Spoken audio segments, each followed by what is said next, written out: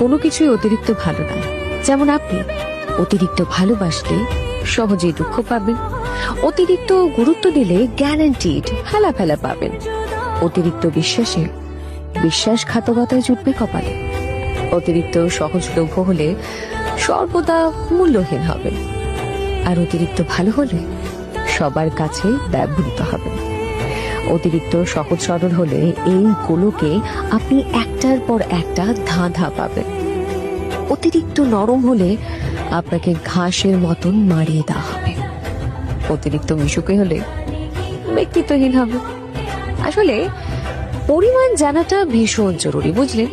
কখন, কোথায়, কার কাছে এবং কতটা, এই বিষয়গুলো বুঝতে হবে। 5 টাকার কাপে 5 টাকার চাই ঢালতে হবে, সেটা শিখতে হবে।